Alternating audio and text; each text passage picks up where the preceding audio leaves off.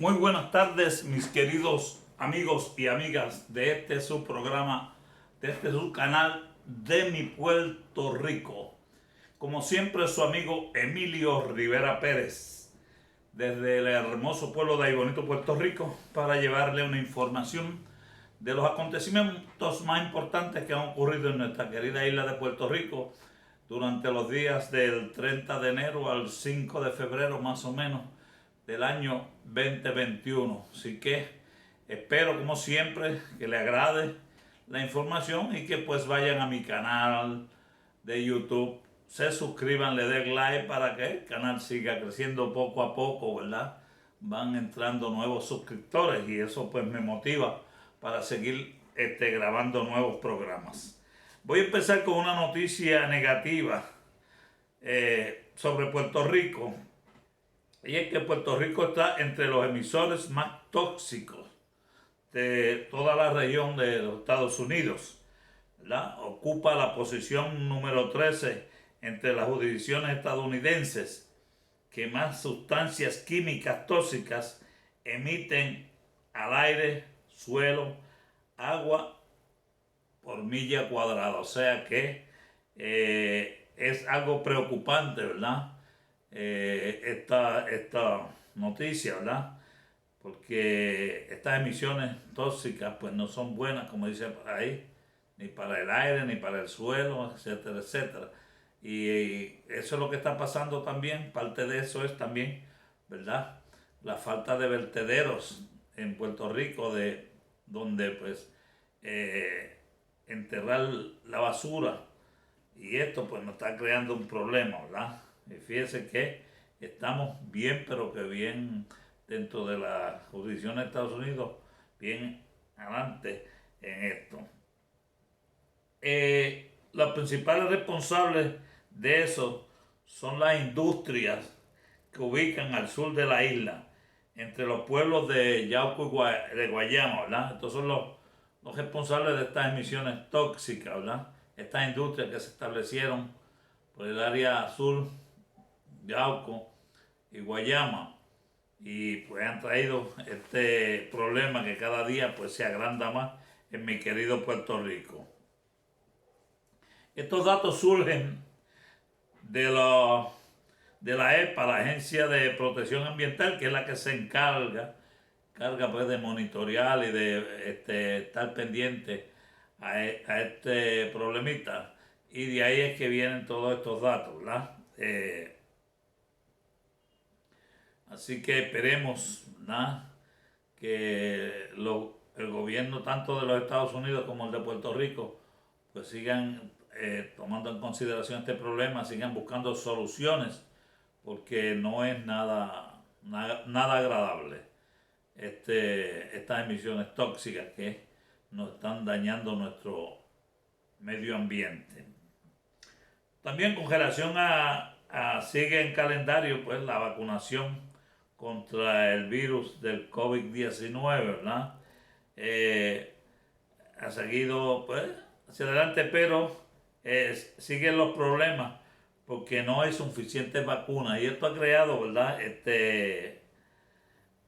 malestar entre la gente, y mucha gente se están quejando de que están vacunando personas que no le tocan vacunarse. O sea que ahí se supone que esta vacunación pues iba a empezar, ¿verdad?, con las personas, con los médicos, enfermeras, todos los que tienen que ver con la salud, además de los policías, etcétera, etcétera. Pero ha habido gente que pues como que están desesperados y quieren pues colarse. A veces van a los sitios y tratan de colarse, y esto pues no es así. Esto hay que seguir un protocolo. Ahora en estos momentos pues se están exigiendo vacunar a las personas de 65 años o más, y pues está creando pues esta problemita, ¿verdad? De que muchas personas quieren que los vacunen a ellos y que no están, ¿verdad?, para que sean vacunados. El secretario de Salud, el doctor Carlos Mellado, le echa la culpa, ¿verdad?, que esté sucediendo esto de que hayan vacunando a otras personas, como por ejemplo salió esta semana que vacunaron personas de la Comisión Estatal de Elecciones que no le tocaba, y le está echando la culpa a la Guardia Nacional de lo que está sucediendo, porque la Guardia Nacional es la que empezó a controlar esto y establecer, ¿verdad?, los modos de vacunación. Así que ahora hay este problemita entre la Guardia Nacional y el Secretario de Salud, porque lo están culpando a ellos. Para evitar esto, pues han decidido imponerle unas multas a estas personas, ¿verdad?, que estén colándose, que no les toque. Y la multa es de $5,000, ¿verdad?, a las personas que cojan colándose y que no le toque la vacuna. O sea que esto es una multa, ¿verdad?, para evitar que personas que no le toquen vayan a vacunarse. También salió una noticia que la Cámara de Representantes está llevando vistas con el propósito de derogar el código electoral vigente. Según muchos expertos en la materia, los problemas que surgieron en las primarias pasadas y en las elecciones, ¿verdad?, de noviembre del 2020 fue por culpa del código electoral que fue aprobado por la Asamblea Legislativa dominada por el Partido Nuevo Progresista, y que lo aprobaron a la ligera. O sea, no le hicieron caso a la gente que fue a refutar que este código tenía muchas fallas. Y entonces, pues ahora, al ser aprobado a la ligera, los estudios correspondientes, y eso fue motivo, sin los estudios correspondientes, y eso fue motivo al desastre que hubo en las primarias y en las elecciones. Entonces, ahora como la legislatura está dominada por el Partido Popular Democrático, pues ellos ahora quieren derogar, eliminar este código y hacerle una revisión y hacerle un código mejor, y que hacerlo con tiempo, no como pasó con este, que el Partido Nuevo Progresista y Tomás Rivera Chat querían aprobarlo a la trágala, como decimos, y mire el montón de problemas que creó. Así que veremos a ver qué sucede con este código, o si le hacen enmienda, o se lo eliminan y hacen uno nuevo. Esperaremos. También ha salido una noticia, ¿verdad? Tanto el gobierno popular como el PNP siempre han estado diciendo que quieren despolitizar al Departamento de Educación, porque aquí en Puerto Rico hoy en día está todo politizado, ¿verdad? Pero el Departamento de Educación, pues, es increíble la política que se ha metido en este departamento, y ahora todo es por el sello político, ¿verdad? Si es de este partido que ganó, pues vas a estar guisando. Si es del partido que perdió, pues te van a echar hacia un lado. Y entonces, pues el Partido Popular, el Partido Nuevo Progresista y el gobernador Pedro Pierluisi, pues prometieron despolitizar el Departamento de Educación. Pero lo primero que hicieron fue que nombraron un funcionario político, que era el comisionado electoral del Partido Popular, del Partido Nuevo Progresista, el señor Héctor Joaquín Sánchez, que era el comisionado del Partido Nuevo Progresista de las Tradiciones. Lo nombraron como subsecretario de Educación. Y entonces, pues, han salido mucha gente a protestar y a comentar que cómo van a despolitizar el Departamento de Educación si nombran un político ahí como subsecretario de Educación, y que es un fiel seguidor del partido en poder, ¿verdad? O sea, pues en ninguna cabeza cabe que esta persona pueda contribuir a despolitizar el Departamento de Educación, cuando él, pues, es un ferviente seguidor del Partido Nuevo Progresista. O sea, que han salido, ¿verdad?, muchas voces en protesta, y esto puede costarle el puesto a la nueva secretaria de Educación que nombraron, ¿verdad?, porque ella fue la que supuestamente escogió a esta persona para su secretario, pero yo me vuelo, como uno dice, que fue que se lo impusieron desde la fortaleza, ¿verdad? Aquí esto no creo que fue ella quien pidió que le nombraran a este personaje que está identificado, ¿verdad? Abiertamente con el partido en el poder. Así que yo dudo que haciendo estos movimientos puedan despolitizar al Departamento de Educación.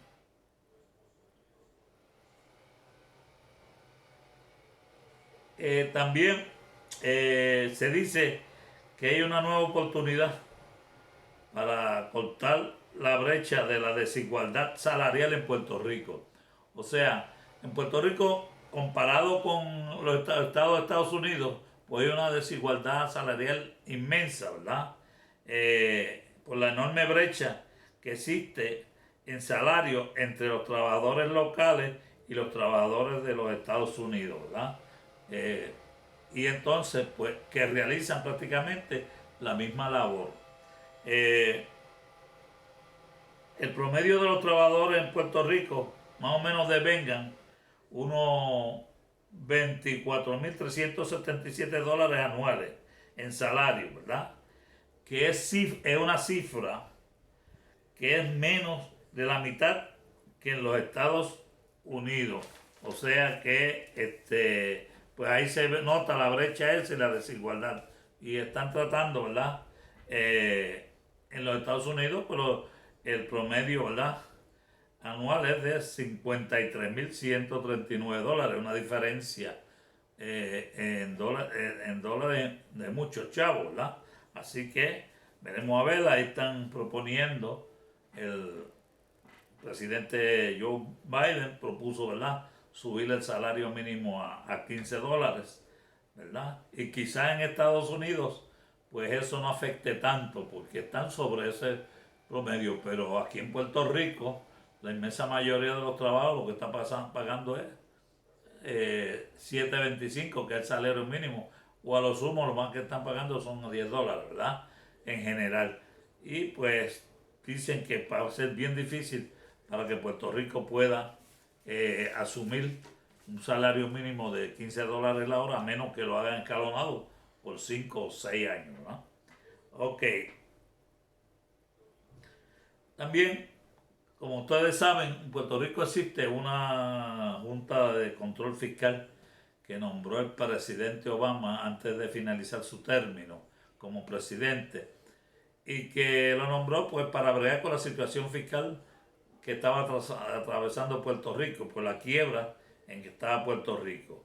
Eh, pues siempre ha habido una pugna entre la Junta de Supervisión Fiscal con el gobierno y la Asamblea Legislativa porque aparentemente esta Junta quiere controlarlo todo cuando hay áreas que se supone que la Junta no bregue. Y esto es lo que ha traído el conflicto, tanto con el gobierno, con Rosselló hubo una guerra y ahora con Pierluisi pues está empezando. Y con la Asamblea Legislativa ni se diga, ¿verdad? También, ¿verdad? Por la cuestión del retiro, porque los trabajadores están exigiendo un retiro digno, ¿verdad? Cuando terminen su faena como empleados, ¿verdad? Y recibir por una pensión que pueda, pues, darle para vivir. Y la Junta lo que quiere es también cortar las pensiones. Querían empezar cortándole un 10% a todos los pensionados que ganen 1.200 dólares mensuales en pensión. O sea que ellos, para el pobre, toman estas decisiones, pero ellos no tocan su sueldo.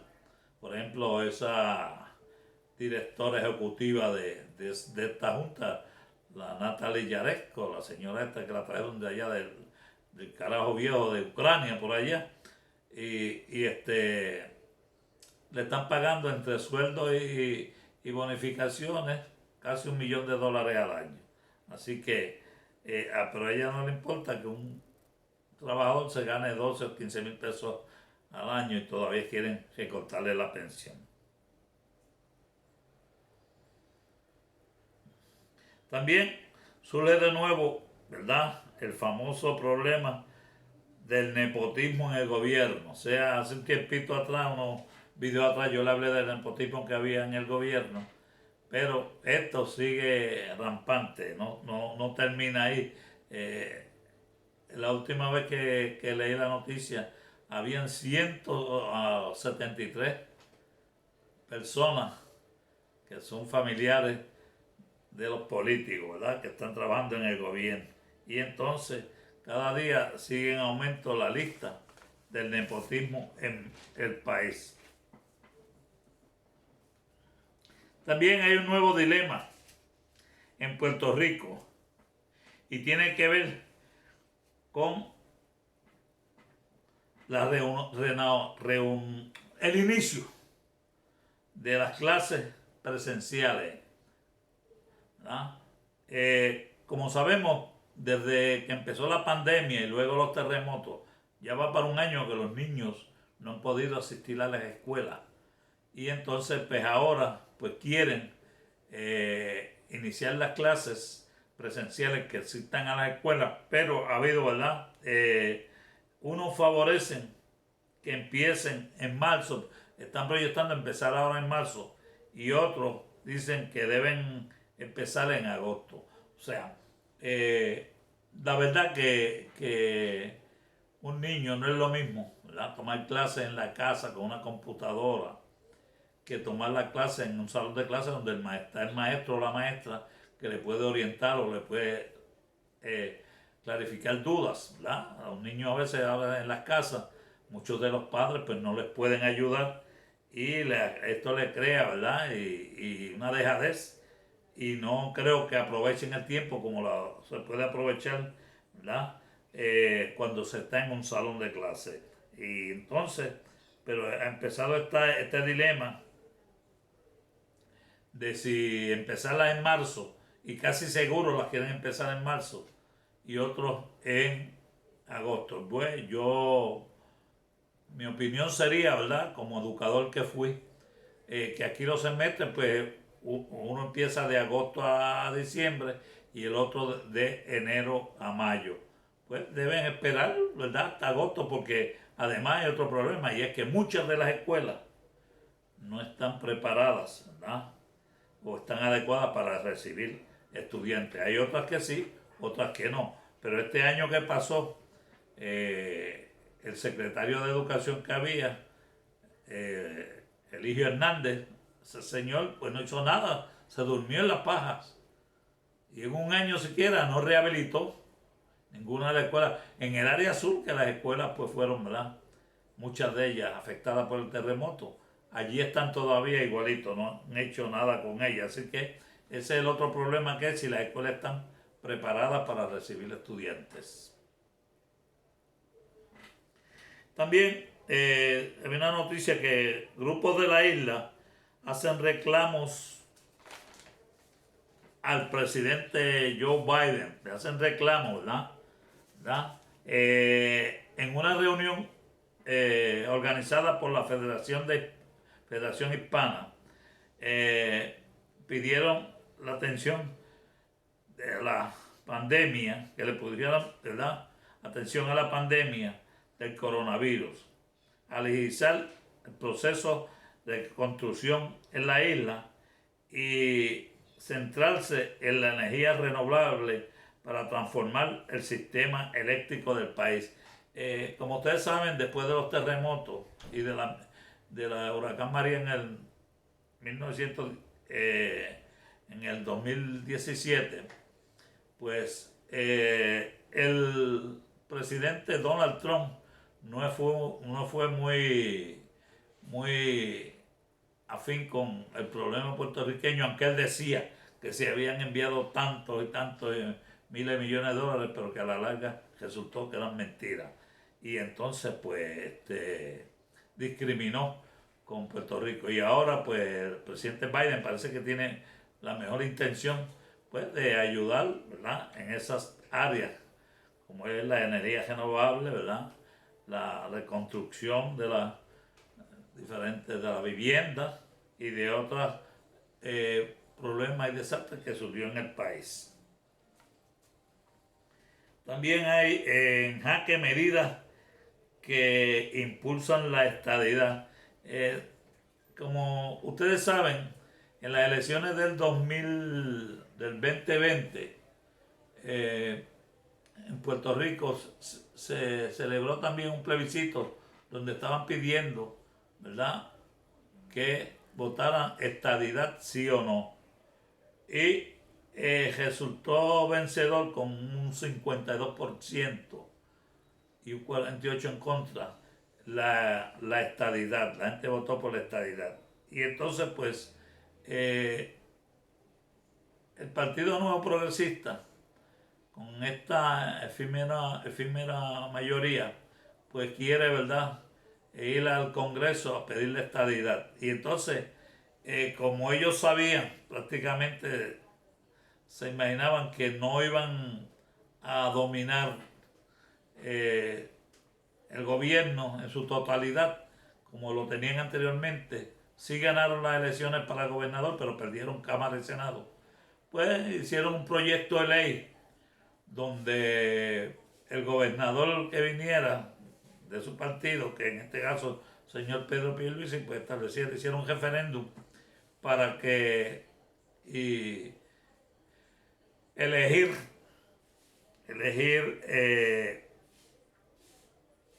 6 delegados, ¿verdad? 6 delegados para que vayan a cabildear allá en el Congreso y en el Senado de los Estados Unidos.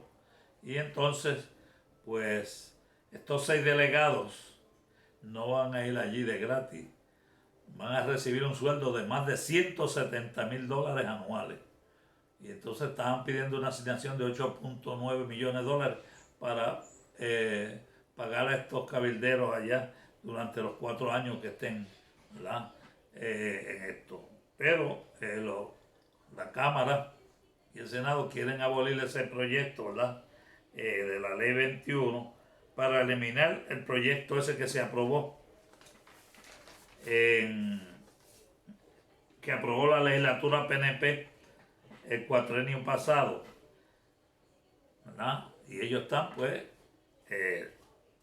legislando para eliminar este proyecto. Pero el problema aquí es que venga la Cámara y el Senado y lo eliminen, le voten en contra y creen un nuevo proyecto, ¿verdad? Pero el gobernador Pierluisi lo va a vetar, o sea que no le va a dar cabida a este nuevo proyecto, ¿verdad?, para eliminarlo. Así que ahí es que está el tranque y eso es lo que están diciendo muchos, ¿verdad?, que conocen de estos detalles. Este nuevo proyecto, ¿verdad?, va a tratar de eliminar a esos cabilderos, ¿verdad? Así que esperamos a ver qué es lo que va a suceder. También hay un cambio, ¿verdad?, al trato para la isla en Washington. La administración de Joe Biden está más consciente, ¿verdad?, y con la situación de Puerto Rico, ¿verdad?, que la administración de Donald Trump, ¿verdad?, no le hizo caso, o sea, no discriminó y no bregó como debía bregar, ¿verdad?, por la situación que pasó Puerto Rico con el huracán María y después con los terremotos. Y pues esto le compete al Congreso de los Estados Unidos, el Senado, el presidente, bregar con esta situación porque, ¿verdad?, ellos son los que nos invadieron en 1898 y todavía nos mantienen como colonia. Y por mantenernos como colonia, pues ellos tienen, ¿verdad?, por obligación que ayudar al país en lo que suceda, en las situaciones que le sucedan al país. El gobernador Pedro Pierluisi presenta su presupuesto a la Junta de Supervisión Fiscal. Este es el primer presupuesto que el gobernador le va a presentar a la Junta de Supervisión Fiscal, y la Junta de Supervisión Fiscal es la que decide si se lo aprueba o no. En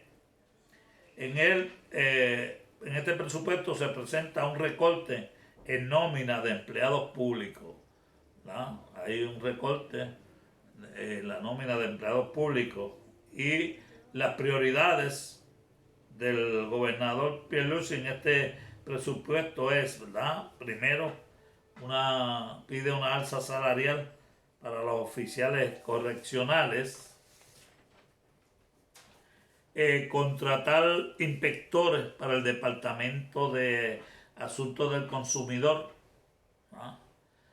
Contratar fiscales especiales y agentes investigadores para el Departamento de Justicia, contratar trabajadores sociales para el Departamento de la Familia. También le solicitó, ¿verdad?, que no se concrete el recorte de 94 millones a la Universidad de Puerto Rico que tiene planificado hacer la Junta, ¿verdad? Y con esto pues le va a dar un gran golpe a la educación superior pública de Puerto Rico si le cortan estos 94 millones de fondos a la Universidad de Puerto Rico. Y también que no se reduzca en 44 millones la aportación a los municipios. Así que veremos a ver lo que la Junta pues decide hacer con este presupuesto que le presentó el gobernador Pedro Pierluisi. También vamos ahora, surge una nueva orden ejecutiva, la primera del gobernador Pedro Pierluisi, ¿verdad? Ustedes saben que de casi hace un año, desde la gobernadora Wanda Vázquez, pues que se estaban haciendo órdenes ejecutivas cada 2 semanas, cada 3 semanas, ¿verdad? Depende cómo iba la situación del virus, del COVID-19, pues se establecían una orden ejecutiva de que a qué hora se iban a abrir los comercios, a qué hora se iban a cerrar, ¿sabes? El toque de queda, qué comercios iban a estar abiertos, cuáles no iban a estar abiertos, cuáles iban a abrir a tal hora, qué por ciento, por ejemplo, los restaurantes de personas tenían que aceptar, etcétera, etcétera. Pues vino una nueva orden ejecutiva del gobernador Pierluisi y pues ha sido un poco más flexible para los comerciantes, ¿verdad? Y ha sido un poco más donde pues te ha dado un poco más de margen de horas y esta vez pues empieza el toque de queda a las 12 de la noche hasta las 5 de la mañana, cuando el último estaba hasta las 10 de la noche. Bien, hay en la Cámara de Representantes legisladores de la minoría cuestionan el atropellado trámite legislativo, ¿verdad?, que llevan, ¿verdad?, en la Cámara. Alegan desconocimiento parlamentario y mucha improvisación. O sea que además de ser atropellado, ¿verdad?, la función legislativa, pues también muchos alegan que desconocen los procesos parlamentarios. Y dicen que, especialmente las minorías, dicen que a pesar de que ya llevan un mes, todavía no han aprobado un solo proyecto. En un mes que ya llevan ahí en la legislatura, no ha salido ni un proyecto para beneficio del país. Así que esperemos que, como dice un dicho por ahí, que se pongan las pilas en la Cámara de Representantes y en el Senado y que empiecen pues a bregar, ¿verdad?, para beneficio de Puerto Rico. Surgió una noticia en estos días que es muy preocupante y que esto va ocurriendo año tras año y yo diría décadas, y es la baja que ha habido en Puerto Rico de nacimiento en Puerto Rico. En esta última década ha bajado significativamente. Hay menos nacimientos y a la larga se va a afectar la fuerza laboral, porque si hay menos nacimientos, pues a la larga la fuerza laboral va a afectarse, y además de que de aquí se han ido cientos de miles de personas, ¿verdad? Después que ocurrió el huracán y los terremotos, se han ido hacia los Estados Unidos y esto pues es algo que pues es preocupante. Y ahora si siguen pues cada día y cada año están naciendo menos niños y niñas, pues esto pues además de que mueren más, mueren más personas de las que nacen. Pues, y esto pues va afectando la situación del país. Otra noticia y un poco negativa es que sigue el aumento en las agresiones sexuales, ¿no? en, las, eh, en las agresiones sexuales. Este año pasado hubo un 38% de los primeros 38% de los primeros 30 días de este año 2021. Así que, y en esos primeros 30 días han asesinado 59 personas. O sea que el problema un problema viejo también, que año tras año va cogiendo más y más y más auge, ¿no? Y son las agresiones sexuales y los asesinatos. Y para finalizar con una nota positiva, y es que Puerto Rico se ha distinguido hace muchos años por la gran cantidad de jockeys o jinetes que prepara para el hipismo local y para el hipismo internacional, ¿no? Se dice que los mejores jinetes o jockeys del hipismo salen actualmente de nuestro querido país de Puerto Rico. Y esta semana hubo una nota bien positiva porque este joven jockey de nombre Irak Ortiz, de 26 años, ganó su tercer premio Eclipse en línea. Lo ganó en el 2018, 2019 y ahora en el 2020. O sea que este joven ha sido una sensación en los hipódromos de los Estados Unidos. Y el premio Eclipse vale a, por ejemplo, ganar la Serie Mundial, ganar el título de baloncesto de la NBA, por ejemplo, en béisbol, pues el jugador más valioso, en baloncesto lo mismo, en fútbol lo mismo, etcétera, ¿verdad? Pues el Eclipse es el premio que todo jinete persigue ganarlo algún día. Y este joven ya lleva 3 corridos, o sea que increíble, ¿verdad? De hecho, con este tercer premio Eclipse, Irak le pasó a 2 glorias del hipismo mundial, que son los puertorriqueños Junior Cordero y John Velázquez. Ambos ganaron este premio 2 veces. Cordero lo ganó en el año 1982 al 83 y Velázquez en los años 2004 al 2005. Y estos dos, Cordero y Velázquez, ya son miembros del pabellón de la fama del hipismo internacional. O sea que son 2 glorias del hipismo puertorriqueño. Pues ya este joven ya está escribiendo con letras doradas, ¿verdad? Su nombre en el hipismo internacional. Y otro dato curioso es que en el 2017 su hermano José Luis Ortiz ganó el premio Eclipse también. O sea que en los últimos 4 años este premio se ha quedado en familia, ¿verdad? Y este premio se otorga, ¿verdad?, al jinete que más montas gana o ganó durante el año y más dinero ganado durante el año y más clásicos ganados durante el año. Y pues estos dos hermanos, pues en los últimos 4 años se han quedado con este gran premio, por lo menos, pues una noticia positiva. Y esto hay que darle mérito también a la escuela de jinetes del hipódromo, ¿verdad?, comandante ahí, ¿verdad?, que de ahí es que han salido todos, de esa escuela de jinetes, y que ¿verdad?, están brillando ya a nivel internacional.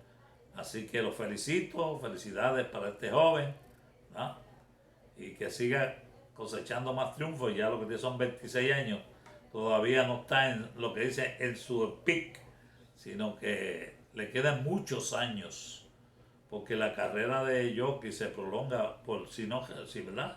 Si no sufre algún accidente, la carrera de jockey se prolonga por muchos, muchos años.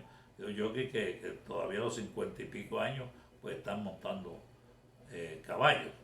Así que esperamos deseándole suerte a ellos. Y hay un montón de otros que han ganado.